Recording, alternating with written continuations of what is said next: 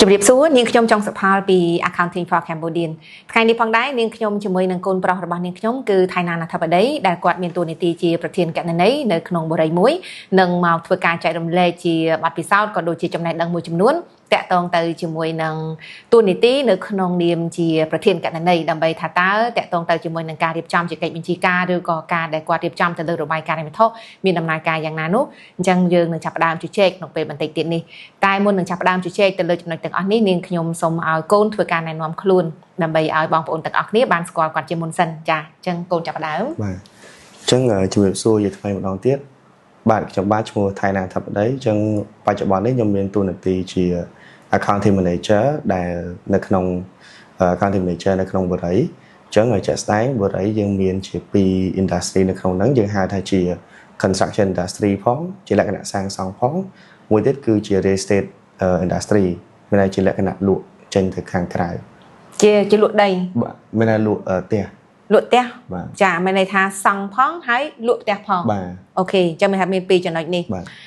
អញ្ចឹងម៉ាក់ចង់សួរទៅកាន់កូនថានៅក្នុងករណីដែលយើងគ្រប់គ្រងទៅលើក្រុមហ៊ុនដែលមានជា construction ផងមានជា real estate ផងថាតើនៅក្នុងដំណើរការនៃការរៀបចំទៅលើរបាយការណ៍ហិរញ្ញវត្ថុក៏ដូចជានៅក្នុងដំណើរការទៅលើការគ្រប់គ្រងហិរញ្ញវត្ថុថាតើកូនដំណើរការដូចមិនដែរគេអញ្ចឹងជាទូទៅបច្ចុប្បន្នទៅលើការគ្រប់គ្រងក៏ដោយឬក៏ការរៀបចំក៏ដោយអញ្ចឹងមកដល់សប្តាហ៍ថ្ងៃនេះគឺយើងមាន accounting software ទៅលើការគ្រប់គ្រងនិងការរៀបចំហើយប៉ុន្តែដែលឡែកក្រៅពី accounting software ក្នុងនាមយើងជា accountant មិនថា industry ណាក៏ដោយត្រូវតែមាន Excel support ទៅលើទិន្នន័យនីមួយៗអញ្ចឹងមានន័យថានៅក្នុងរបាយការណ៍ហិរញ្ញវត្ថុដែលខាង software គាត់ផ្ដល់ឲ្យហ្នឹងមានដូចជាincome statement balance sheet និង cash flow ហ្នឹងយើងត្រូវតែមាន Excel support ទៅលើ item នៅក្នុង financial statement មួយអូខេបាទអញ្ចឹងម៉ាក់ចង់សួរកូនបន្ថែមទៀតថា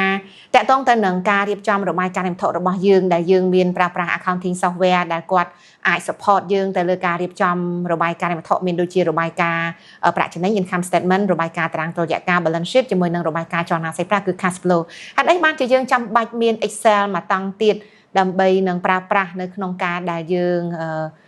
គេហៅថានៅក្នុងកិច្ចជាការកណន័យរបស់យើងហ្នឹងបាទអញ្ចឹងមូលហេតុដែលយើងត្រូវតែមាន Excel នៅពេលដែលយើងមាន accounting software ហើយព្រោះដោយសារទោះយើងអត់មានក៏យើងអាចមានទិន្នន័យនៅចុងខែដែរប៉ុន្តែគាត់ថាក្នុងលក្ខណៈនៃការផ្ទៀងផ្ទាត់យើងត្រូវតែមាន Excel នៅក្នុងការផ្ទៀងផ្ទាត់ជាមួយនឹង accounting software របស់យើងព្រោះអាចខ្ញុំឧទាហរណ៍មួយទៅលើ prepayment ដែលនៅក្នុង balance sheet item ដែលស្ថិតនៅក្រោម other current asset អញ្ចឹងជាក់ស្ដែងតើ Excel គឺមានតួនាទីអីទៅលើការ control prepayment ហ្នឹងអញ្ចឹង prepayment ហ្នឹងនៅក្នុង system យើងអាច view បានជាទិន្នន័យរួមមួយហើយថាតើ prepayment នៅក្នុងចុងខែហ្នឹង as of ប៉ុណ្ណឹងយើងមានចំនួនទឹកលុយប្រមាណអញ្ចឹង Excel គឺយើងដើរតួនាទីទៅលើការ control ទៅលើ prepayment ហ្នឹងថាប្រចាំខែយើងអាចទូទាត់ឬក៏ adjust ទៅលើទឹកលុយចំនួនមួយខែប្រមាណទៅលើចំនួន prepayment ចាឬយើងឧទាហរណ៍មួយទៀតជាលក្ខណៈ prepaid ដូចជាលើ prepaid internet ឬក៏ជា prepaid rent អីផ្សេងអញ្ចឹងទៅយើងអាចយក Excel មក control បានឲ្យដឹងថានៅក្នុងមួយខែយើង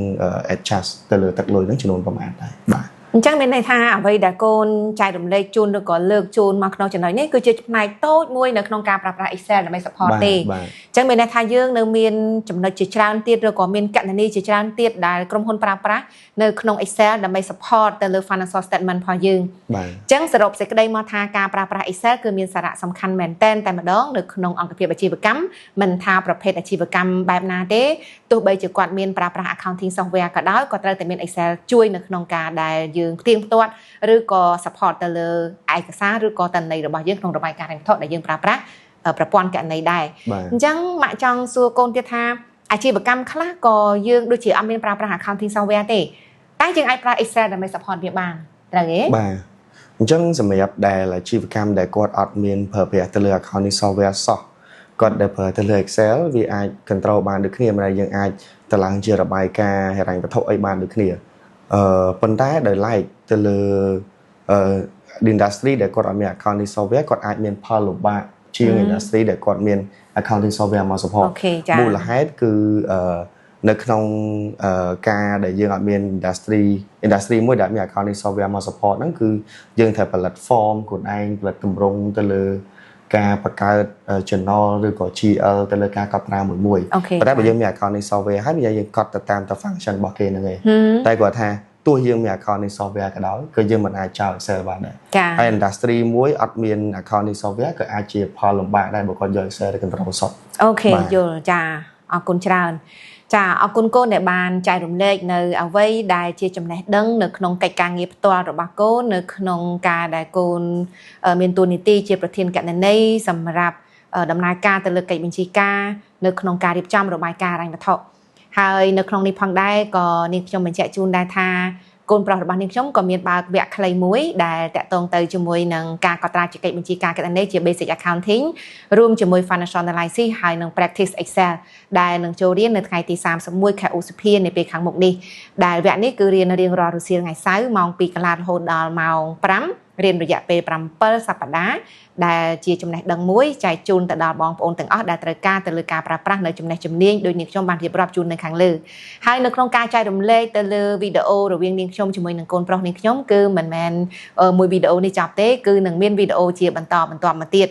ហើយយើងនឹងធ្វើការចែករំលែកជូនទៅកាន់បងប្អូនទាំងអស់គ្នានៅចំណេះបន្ថែមទៀតតាក់ទងទៅជាមួយនឹងការងារជាគណនេយ្យករនៅក្នុងក្រុមហ៊ុនអរគុណច្រើនបងប្អូនទាំងអស់គ្នាដែលបានតាមដានទៅលើការបង្រៀនរបស់នាងខ្ញុំជួបគ្នានៅក្នុងคลิปវីដេអូក្រោយជាបន្តទៀត